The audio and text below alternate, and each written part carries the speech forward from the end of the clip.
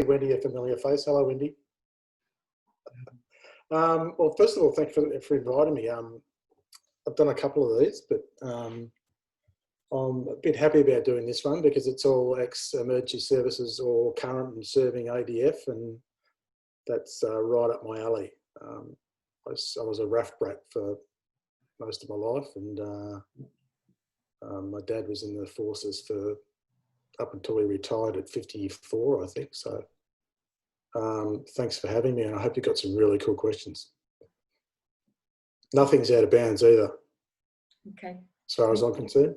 Thank you for that. Who would like to start with the questions? Don't let Wendy go first because she's got all these orange post-it notes on my book, and there's heaps of them. So hopefully we'll run out of time before we finish them off. Cameron, I just want to say I really enjoyed the book. I thought it was awesome. Thank you. It was cool to meet you virtually last time. Yep. And just kind of, see your face and hear your quick bio. I don't really have any questions. I just want to say I love the way that you structured the book. I was a bit confused at first because I wasn't really looking at the timeline, I guess. But, you're kind of bouncing, and then I went back and put my head around it. So that was fine. That was me, not a criticism of you. Yeah. I just want to say there was a couple of parts in your book, and this is how good I thought your book was, that I actually got a bit triggered on my own PTSD. Yep. It's funny, I just want to talk about one in particular, and you were talking about the helicopter, I think it was Werribee. Yeah. And it was simple as you said something about how helicopters leave the ground and then they hover. And that I don't know, lightness. I had to put the book down for a while. Yeah. Sorry? It's that lightness, you get that lighter than air feeling so in your bones. Is that the one? Yeah, and I think about how you just talked about how, I don't know, I remember my first ride in a helicopter, an Iroquois. Yep. Being surprised they didn't just zoom off like a Hercules aircraft, They sit and then they follow a line and then they take off. So I just wanted to say awesome stuff. Thank you. Because if a book can trigger you, I think it's pretty freaking good.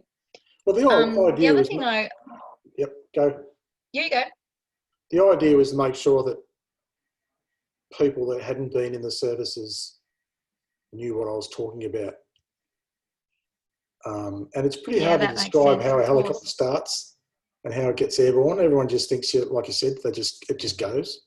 Yeah. But there's a whole sequence of events that has to happen. You can feel and hear every single one of them. And you would have been in an Iroquois, you would have been shaken to death in the first place because they vibrate like a balloon. But yeah, it's important to make sure that people that perhaps worked in an office knew what I was talking about. So I spent a lot of time rewriting the descriptions of how things start and what it's like to fly in them. Well, it was awesome. Well done. Thanks. The other thing I'd probably like to ask you, you mentioned about your medals. Yep. Your bravery medals.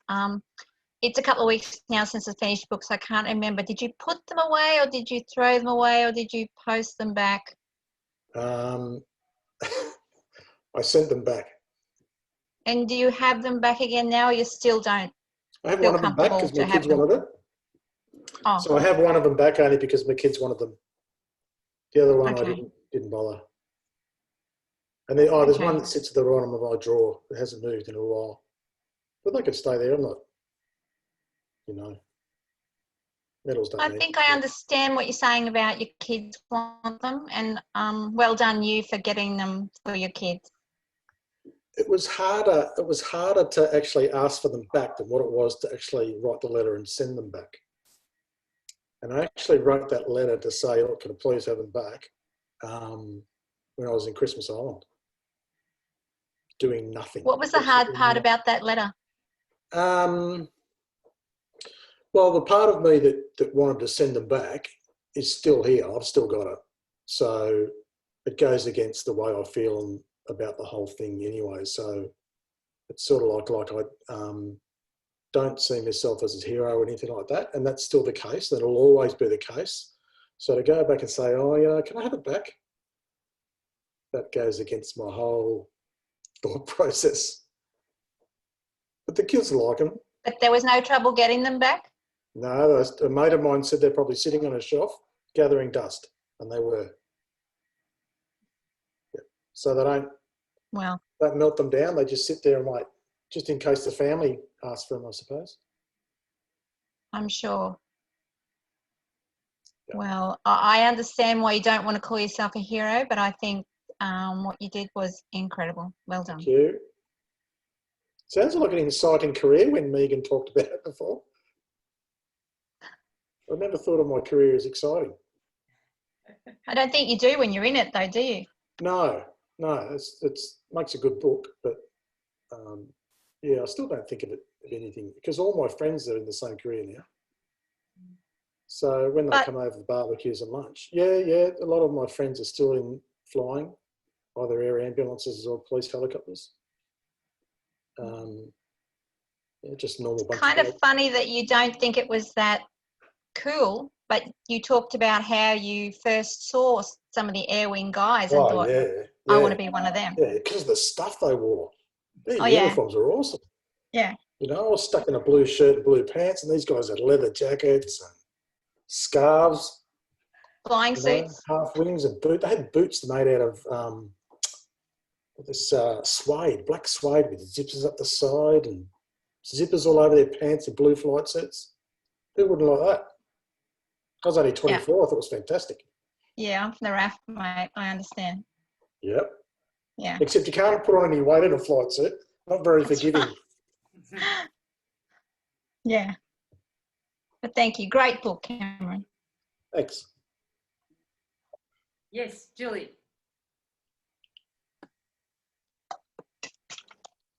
Hi, Cameron. I read your book in a day and a half. Oh, wow. I found it very easy to read. I liked the way that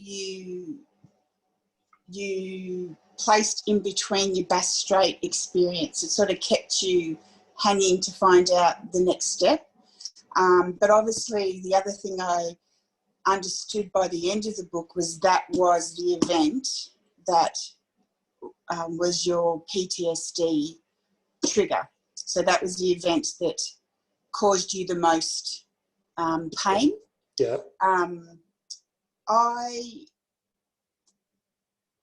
I was reading it and just shaking my head going, oh my God, because I was first Army for 16 years, then RAF. I've been in for 31 years. And I was diagnosed with PTSD, depression, anxiety in 2018 and had a pretty rough couple of years going through treatment. Yeah. And I'm reading through it and just going, yep, I did that. You know, take it, compartmentalise it. I used to call it, I had this mental shelf and I would put it in a bottle and I'd screw the cap on and I'd place it up on that shelf and I'd leave it there. Because then, one, I didn't have to deal with it, and two, it was contained. But eventually, after 28 odd years, the shelf broke and it crippled me. So I understood that. And I also, at the end of some of the chapters where you gave updates on some of the people that you had worked with who had taken their lives, it was very matter of fact, sort of not emotional, just this happened, we don't know why. And then at the end, you know, out of the size of the book, you know, this much was about your PTSD and its impacts on your life.